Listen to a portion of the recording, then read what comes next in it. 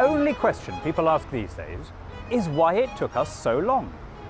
Outside the EU, Britain is the region's foremost knowledge-based economy. We lead the world in biotech, services, law, education, the audiovisual sector.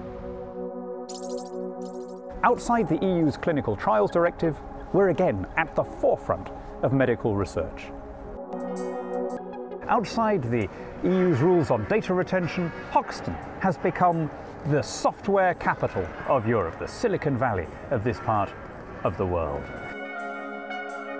Outside the downright malicious rules on pensions, equity and insurance, our financial services are booming, not only in London, but in Edinburgh, Leeds and Birmingham.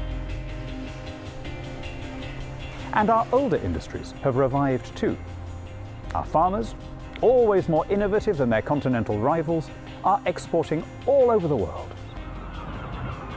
Our fishing grounds have once again become a great renewable resource.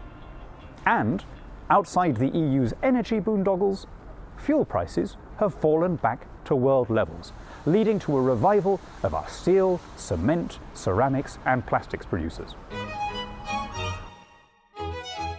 Britain has raised its eyes to more global horizons. Yes, we still participate in the great European common market that stretches from non-EU Iceland to non-EU Turkey. But we've been able to lift our eyes to more distant, more opulent markets.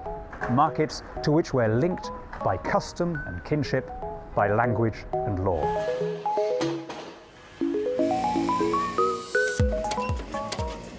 Over the last 10 years, every continent on this planet has experienced significant economic growth, except Antarctica and Europe. When we joined in 1973, the 28 countries that make up the EU were 36% of the world's economy. Today, it's 17%, and it's dropping virtually by the minute.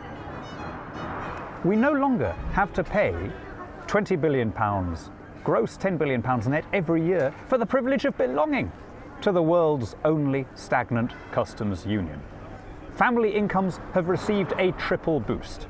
Food prices are lower outside the Common Agricultural Policy. Fuel bills are lower because energy prices have dropped to world levels. And taxes are lower because of the independence dividend. And that means more household income for everybody and a general stimulus to the entire economy. As the Eurozone continues its genteel decline, Britain has become the leader of a wider European bloc, those 22 European states and territories that are linked to the EU through a common market, not through political union. And here's the best bit. We've got our democracy back. No longer are laws handed down to us by bureaucrats invulnerable to public opinion and immune to the ballot box, by indeed European commissioners who often owe their positions to having been thrown out by their electorates. We've recovered that precious right to hire and fire the people who pass our laws. Are there losers? Well, there are some losers. Those mega banks, those multinationals that have spent years and spent millions lobbying Brussels to get rules that suit them but hurt their rivals. They're now facing a lot more competition from startups and innovators, although of course the economy as a whole is benefiting. And there's another lot of losers. The British Eurocrats, the British MEPs, who have lost their tax-free Michelin-starred gourmandizing lifestyles. We're now unemployed. Or rather, we've been redeployed to the more productive bits of the economy. I'd say that's a price worth paying.